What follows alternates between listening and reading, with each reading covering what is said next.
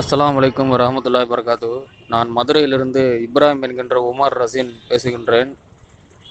Nagore Hanifa பாடலில் ஒரு நாள் மதீனா நகர்தனிலே என்ற பாடலில் உக்காஷா என்பவர் நபிகள் நாயகம் ஸல்லல்லாஹு அலைஹி வஸல்லம் அவர்களிடம் தன் மீது சாட்டை அடி விழுந்து விட்டதாகவும் அதை திரும்ப நான் தங்கள் மீது அடிக்க வேண்டும் என்று கூறி நபித்துவத்தின் இறுதி முத்திரையை பார்ப்பார்கள் என்று அந்த பாடலில் கூறப்பட்டுள்ளது.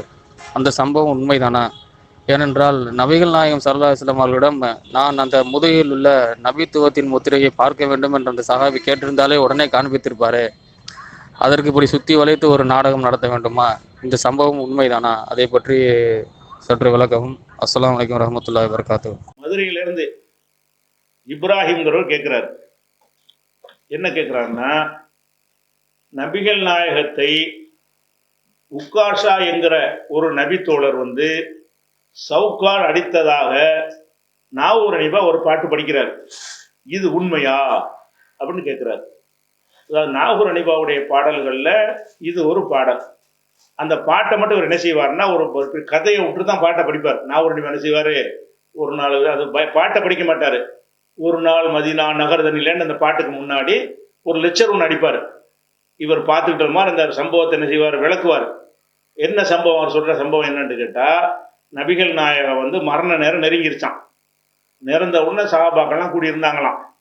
கூடி இருக்கும் பொழுது அப்ப நபிகள் நாயகம் கேட்டாங்களா, நான் மரணிக்க போறேன், நான் யாருக்கும் அநீதி இழைத்தவனாக மரணிக்க விரும்பல, உங்களுக்கு நான் பொருள் விஷயமாகவோ மானம் மரியாதை விஷயமாகவோ அல்லது உங்கள் உடலை தாக்குற அந்த மாதிரி விஷயங்களாகவோ நான் அநீதி இழைத்திருந்தால் அவர்கள் என்னிடத்துல இங்கே கணக்கு தீர்த்துக்கிறங்க.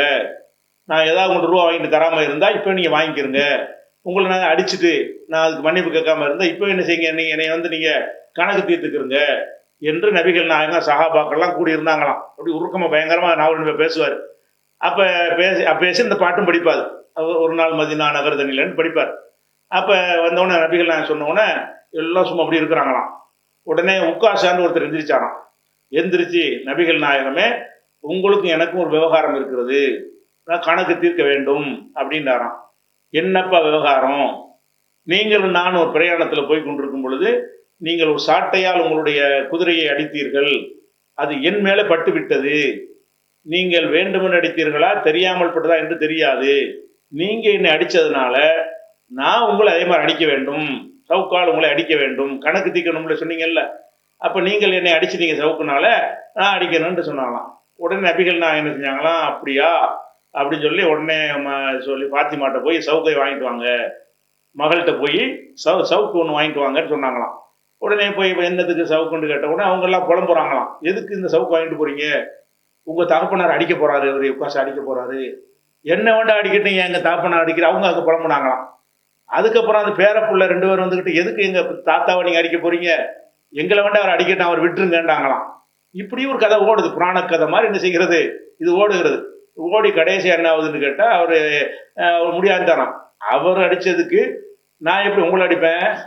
என்னை அடிச்சது நபிகள் நாயகம் அடிச்சிருக்கிறாங்க, அதுக்காண்டி மகள் அடிக்க முடியாது, அதுக்காண்டி பேரன் அடிக்க முடியாது.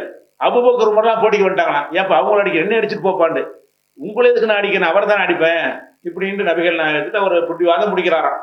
உடனே சரி அடிப்பாண்ட உடனே அவர் என்ன செஞ்சாரா, நீங்க இப்படி அடிக்க மாட்டேன், சட்டையெல்லாம் கலட்டுங்க அப்படின்றாராம். எதுக்குப்பா சட்டையை கலட்ட சொல்ற? நீங்க என்னை அடிக்கும்போது அந்த சட்டை இல்லாம தான் நான் இருந்தேன், அதனால அதே மாதிரி உங்களை என்ன செய்யணும், சட்டை இல்லாம தான் உங்களை அடிக்கணும்ன்றாராம். உடனே அது ஒரு சொல்ல சட்டையை கலட்டினாங்களாம். கலட்டின உடனே அவங்க முதுகுல நபிங்கிறதுக்கு சீல் வச்சிருக்காங்க, முத்திரை. அதை பார்க்கறது அவங்களை வேலை டிராமா பண்ணார் அவர். அப்படி அதை கட்டி பிடிச்சி அவர் முத்தம் கொடுத்துட்டு, நான் இதுக்கு தான் சொன்னேன், உங்களை அடிக்கிறதுக்கு சொல்லலைன்ட்டு அவர் இந்த மாதிரி சொல்லி பார்த்தீர்களான்ட்டு இதுக்கு ஒரு கதை, அதுக்கு ஒரு பாட்டு, அதுக்கு ஓடிக்கிட்டு இருக்க, இந்த மாதிரி படிக்கிறாங்க. இது உண்மையான்னு கேட்டா, முதல்ல ஒரு விஷயம் அடிப்படையான இஸ்லாத்துக்குன்னு இந்த நீங்க மார்க்கத்துடைய ஹதீஸ்களை எல்லாம் நிறைய பேர் அறிஞ்சிருக்க மாட்டீங்க. இவர் அறிவிப்பாளர் சரியா, அந்த அறிவிப்பாளர் சரியானலாம் பெரும்பாலும் தெரியாது. இருந்தாலும் இஸ்லாமிய பேசிக்னு ஒன்று இருக்குது. அந்த பேசிக்கான ஒரு கொள்கை அறிஞ்சு வச்சிருந்தா இது ஒரு பக்கா கட்டுக்கதைன்னு நீங்க என்ன செஞ்சிடலாம், ஈஸியா நீங்க முடிவு பண்ணிடலாம். ஒருத்தர் சவுக்கால அடிக்கும்போது தவறுதலா ஒருத்தர் நம்ம பட்டுச்சுன்னு சொன்னா அதுக்காக அதே மாதிரி அடிப்பாரு. அப்பயும் அன்னைக்கும் கேட்கல. இப்போ நபிகள் நாயகத்தை ஒரு பேயம் பைத்தியக்காரன் சித்தரிப்பாங்கல்ல கதைகள்ல, அப்படி காட்டுறாங்க. நபிகள் நாயகம் அப்படியா அடிச்சுட்டு போ, கிறுக்கு பயில நபிகள் நான் யாரு? நீ சொன்ன மாதிரி சாமியார் மாதிரி ஆளுக்கலாம் அவங்க. நபிகள் நான் என்ன செய்வாங்க? எப்பட அவனை அடித்தேன், அப்போ நெசமா அவர் சவுக்கப்பட்டிருந்தா கூட அது உன்னை அடிக்கணும்னு பாடல, அதனால ஒன்றும் கிடையாது போ. அப்போ இப்போ இதுதான் இப்போ நான் கேட்குறேன், இது சரின்னு எடுத்துக்கிட்டீங்கன்னா இதுதான் சட்டமா? நான் கேட்குறேன், இது தெரியாமல் ஒரு ஆள் மேலே பட்டுருச்சு, அதுக்காக இப்படி தான் மார்க்கத்தில் வச்சு நீங்கள் தீர்ப்பளிக்க வைங்களா? அளிக்க மாட்டீங்கல்ல? அப்போ நீங்களே நம்பலையே அதை. அப்போ நபிகள் நாயகம் அவர்களுக்கு இந்த மாதிரி முத்திரையை பார்க்கறதுக்காக ட்ராமா பண்ண இப்படிலாம் அதை சொல்ல பேச மாட்டாங்க சகாபாக்கள்லாம். நபிகள் நாயகம் வந்து நீ சவுக்கு அடிச்சிங்க, என் மேலே பட்டு விட்டதுன்னு அப்படியா பட்டுருச்சா? இதெல்லாம் ஒரு பழக்கமே சாதாரணமாக நம்மள ஒருத்தர் காலை மிதிச்சு விடுவோம். 10 வருஷம் கழிச்சு வந்து நீங்கள் ஒரு நாள் என் காலை மிதித்தீர்கள், இப்போ நான் அதே மாதிரி உங்களை மிதிக்க போகிறேன். அப்போ என்னடா செஞ்ச? அப்போ இது வந்து சொன்னவொன்னு அது சாட்சியெல்லாம் கேட்க மாட்டாங்களா? பொறுப்புலாம் கேட்க மாட்டாங்களா? நபிகள் நாயகத்தை சொன்னோம் அப்படியே அடிச்சுட்டு போங்க, ஏன்டா 10 லட்ச ரூபா வாங்கினீங்க அதான் எடுத்துகிட்டு போங்க. இப்படி ஒருத்தர் நடந்து அவர் என்ன சொல்லுவீங்க? ஏமாளிப்பீங்க. அப்போ நபிகள் நாயகம் அவங்களுடைய கேரக்டர் என்ன? அவங்க ஒவ்வொரு நூல் பிடிச்ச மாதிரி ஒரு அறிவுபூர்வமாக ஒவ்வொரு விஷயத்தையும் அணுகக்கூடிய நபிகள் நாயகம் வந்துக்கிட்டு உங்களை சவுக்கால் அடிக்கணும், சட்டையை கழட்டிட்டு எடுக்கணும், இன்னொன்று இருந்தாங்க கழட்டிக்கிறனால அடிச்சுட்டு போங்க, இப்படிங்கிற மாதிரி எல்லாம் நபி எப்படி சித்தரிக்க முடியுது? புகழ்றீங்களா இகழ்றீங்களா? நபிகள் நாயகத்துடைய கேரக்டர் வந்து இந்த மாதிரியான பேயம் பைத்தியக்காரன் கேரக்டர் கிடையாது. நபிகள் நாயகத்துடைய கேரக்டர் வந்து அவர் பெரிய சக்கரவர்த்தி, உலகத்துக்கெல்லாம் சட்டம் சொன்னவர். அவர் சொன்ன சட்டத்தில் இது இருக்குதா? தெரியாம கொலை செஞ்சுட்டா கொலைக்கு தண்டனை கிடையாது, அப்படிதான் இருக்குது. தெரியாம செஞ்சா அதே கணக்கு தீர்க்கக்கூடாது. மார்க்க சட்டம் என்ன? ஒருத்தன் வேணும்னு கொலை செஞ்சா அவனை கொலை செய்யணும். தெரியாம ஒரு ஒரு புறாவை சுடுறான், கொக்க சுடுறான், அந்த குண்டு போய் மனுஷன் மேலே பாஞ்சிருச்சு, அவனை கொல்றதுக்கு அவன் செய்யலை, செத்து போயிட்டான், கொலை குற்றத்துக்கு தண்டனை அவன் கொடுப்பாங்களா? இல்லை, நஷ்டஈடு கொடு, அந்த குடும்பத்தாருக்கு ஏதாவது கொடுப்பாங்க. அதுக்கு வேற இதுக்கு வேற தான். அப்போ நபிகள் நாயகத்தை வந்து வேணும்னு கண்டிப்பாக அடிக்கலை, தவறுதல படிச்சா இல்லை போய் சொன்னாரான்னு தெரியல. இந்த சம்பவத்தின் பிரகாரம் அவர் மேலே பட்டுருச்சின்னு சொன்னால், ஏன்பா தெரியாமல் பட்டதுக்கு வந்து நீ அனுப்பியா? நீ தெரியாமல் பட்டதுக்கு அதே மாதிரி கணக்கு தீர்க்கிறது மார்க்கத்தில் உண்டா? தெரிஞ்சு வேணும்னு செஞ்சுக்கிட்டாண்டா அந்த தண்டனை இருக்குது. தெரியாமல் செஞ்சால் அதுக்கு ஏதாவது காசு வாங்கிட்டு போ, அதுக்கு இழப்பீடு ஏதாவது வாங்கிட்டு போ, ஒரு 100 ரூபா அந்த வச்சுக்கப்போ, இவ்வளோதான் இஸ்லாமிய சட்டப்படி செய்யணுமா? அல்லது தெரியாமல் பட்டதுக்கு 25 வருஷம் கழிச்சு வந்து ஒரு சொல்லுவானா முதுவை கழட்டி காட்டுவாங்கடா, என்ன இது? இப்படி ஒரு சட்டம் அல்லாஹ்வுடைய ரசூலுடைய மார்க்கத்தில் இருக்குதா? அந்த விஷயம் சிந்திச்சாலே அது பொய்ன்னு விளங்கிடும். அதுபோக இந்த நபி முத்திரைன்னு ஒரு கதை எழுதி வச்சுக்கிறாங்க. நபிகள் நாயகத்துக்கு முதுகுல ஒரு முத்திரை ஒன்று இருக்குமா, அதுல முகமது ரசூலுல்லாஹ்னு எழுதி இருக்குமா, அது புடைச்சிக்கிட்டு நிற்குமா முதுகுல, அதை பார்க்கறதுக்கு எல்லாரும் ஆசைப்படுவாங்களாம். அதுக்கு தான் அந்த வேலையை ட்ராமா பண்ணாராம் அப்படின்னு சொல்லி நபித்துவ முத்திரைன்னு போட்டு இப்படி சீல் வச்சிருந்தா அதை புத்தன ரசூலுல்லாஹ் மறுத்திருக்க மாட்டானே. நபிகள் நாயகம் அல்லாஹ்வுடைய தூதருங்க வார் முதுவப்பார், அல்லாஹ் பிறக்கும் போதே சீல் வச்சுட்டான் பாரு அப்படின்னு காட்டியிருந்தா அவன் நம்பியிருப்பான். அவன் இப்படி ரசூலுல்லாஹ் எங்கேயாச்சும் நுபுவத்துக்கு ஒரு முத்திரைன்னு சொன்னா எந்த ஒரு இடத்திலாவது ரசூல் ஸல்லல்லாஹு அலைஹி வஸல்லம் அவர்கள் நான் இறை தூதர் என்பதற்கு என் முதுகில் சீல் வச்சிருக்கு பாருங்கன்னு சொன்னாங்களா? நீங்க இறை தூதருக்கு என்ன ஆதாரம்னு கேட்ட இடத்துல எல்லாம் என்ன சொன்னாங்க? நான் உங்களோட இத்தனை வருஷம் வாழ்ந்தேனப்ப இந்த வாழ்க்கை நீங்க பார்த்தது இல்லையா? நான் ஏதாவது பொய் சொல்லியிருக்கிறேன்னா? முதல்ல குடும்பத்தாருக்கு எச்சரிக்கை பண்ணுவீராக அல்லாஹ் வந்து வசனம் இறக்குறான, வந்து ரசீரத்தக்கள் அக்ரபீன், நெருங்கிய உறவினருக்கு எச்சரிக்கை பண்ணுன்றவன உறவினர்லாம் கூப்பிட்டு இங்க பாருங்க முதுவை பாருங்க, தெரியுதா முத்திரை இருக்கா? அப்படி இருந்தா ஆமான்னு ஏற்றிருப்பாங்களா? அப்படி பெருமை ஆமாடா, எந்த மனுஷன் இப்படி இருக்காத, முத்துவுலேயே சீல் வச்சு முகமது ரசூலுல்லாஹ்ன்ற அந்த தோலை இவர் அல்லாஹ்வுடைய தூதர்னு அப்படி எழுதி அவர் பதிய வச்சு இருந்துச்சுன்னு சொன்னா இதுக்கு மேல என்ன ஆதாரம் வேணும்? நவீன காலத்துல வந்து அப்படிலாம் செஞ்சிட முடியும், அந்த காலத்துலலாம் செய்ய முடியாது தானே. இப்படி இருந்துச்சுன்னா அது உன்னையே வச்சு 50 பேர் ஏத்துக்கிட்டு போயிருப்பானே. கொள்கை கோட்பாடை சொல்லிதான் நான் தூதர்னு சொன்னாங்களா, அல்லது இங்க சீலப்பார் இதை பார்ன்னு சொன்னாங்களா? இவன் சீல் வச்சுதான் ரசூலுல்லாஹ் முதுகுல செய்யலாம். நுபுவத்து முத்திரை, நுபுவத்து முத்திரைன்னு அதுக்கு பேரு. நுபுவத்து முத்திரைன்னு ஒன்று இருக்குதா முதல்ல? அதெல்லாம் கிடையாது. நுபுவத்து முத்திரை இருந்தா நபிகள் நாயகத்துக்கே வந்து அவங்க சின்ன வயசுல அது தெரிஞ்சிருக்கும்ல, முகமது ரசூலுல்லாஹ் இருக்குன்னு சொல்லி அவங்கள வஹி வரும்போது அவங்களுக்கு டவுட் வந்திருக்குமா? வஹி வந்து பயப்படுறாங்க, பயப்பட்டு போய் வரக்காட்டை கூட்டிட்டு போறாங்க. வரக்காங்கிற ஒரு ஆள்கிட்ட ஹதீஜாமா கூப்பிட்டு போறாங்க. இவங்க நடந்ததெல்லாம் சொல்றாங்க. மோச இடத்துல வந்தவர், நாமூசுட்ட வந்தவர் தான் உன்கிட்ட வந்திருக்கிறாரு, உன்னை ஊராரெல்லாம் விரட்டுவாங்க, நீ விரட்டக்கூடிய நேரத்தில் நான் இருந்தால் உனக்கு பக்கபலமா இருப்பேன் அப்படின்னு ஆறுதல் படுத்துறாரு. அப்ப கூட என்ன செய்யல, அவன் முதுவை பார்ப்பான், முதுகுலை சீல் இருக்கு பார்க்கலையான்னு சொல்லல. ஹதீஜா நாய் கூட என்ன செய்யல, ஆறுதல் படுத்தும் போது நீங்க எதுக்கு கவலைப்படுறீங்க, உங்களுக்கு தான் அல்ல முத்திரை குத்திட்டானே, முகமது ரசூலுல்லாஹ்னு முதுகுல முத்திரை குத்தி வச்சிருக்கிறானே, அப்ப நீங்க ஏன் கவலைப்படுறீங்கன்ற ஹதீஜா நாய்க்கு ஆறுதல் சொன்னாங்களா?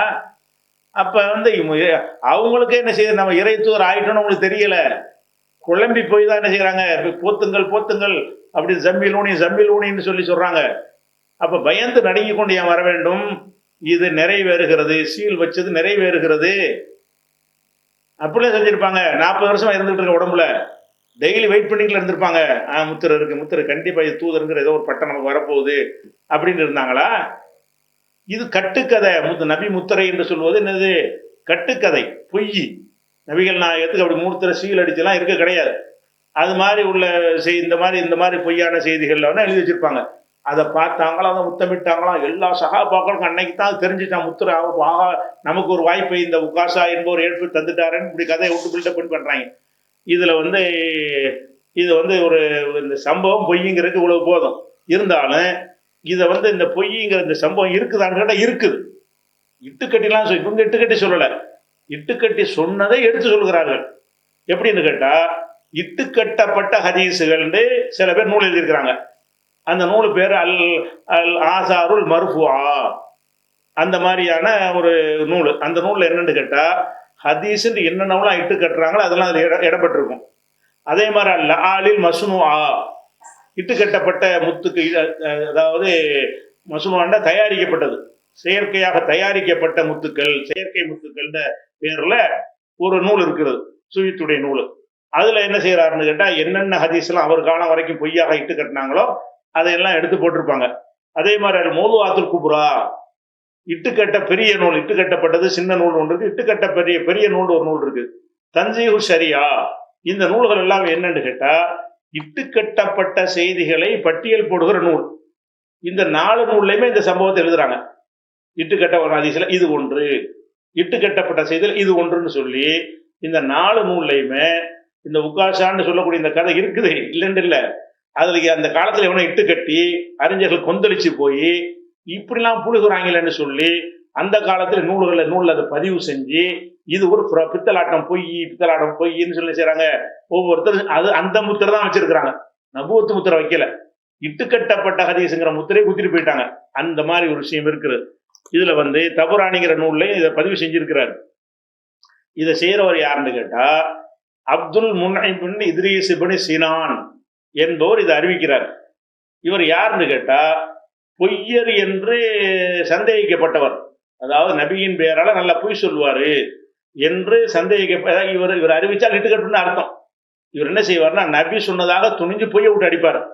அவர் தான் இந்த செய்தி அறிவிக்கிறார் என்றும், அவர் யார் வழியா அறிவிக்கிறார்னா, அவங்க தகப்பனாரு சொன்னார்னு அறிவிக்கிறாரு. தகப்பனார் பலவீனமான ஆளு, அவர் பலவீனமான ஆளா இருக்கிறாரு. இவர் எப்படிப்பட்டவர்னு கேட்டா, விட்டு புருட அடிக்கக்கூடிய ஆள் இவர். இப்படிப்பட்ட ஆள் வழியாகத்தான் இந்த சம்பவம் இடம்பெற்று புகாரி தபுரானிங்கிற நூல்ல இருக்கிறது. இதனுடைய அறிவிப்பாளர்கள் இப்ப சொன்ன கதை பூரா அதுல பெரிய சம்பவமா வருது. 2, 3, 4 பக்கத்துக்கு ஒருத்தர் மனப்பாடம் கூட பண்ண முடியும், அவ்வளவு பெரிய ஹதீஸா வருது. அவ்வளவு பெருசு மனப்பாடம் பண்ணி ஒருத்தர் அறிவிக்கிற மாதிரி வருது. இதெல்லாம் அந்த இட்டுக்கட்டுற ஒரு ஆள் என்ன செய்யறாரு, இவர் அறிவித்த எந்த ஹதீஸா இருந்தாலும் இட்டுக்கட்டணும்னு தள்ளி விட்டுருவாங்க.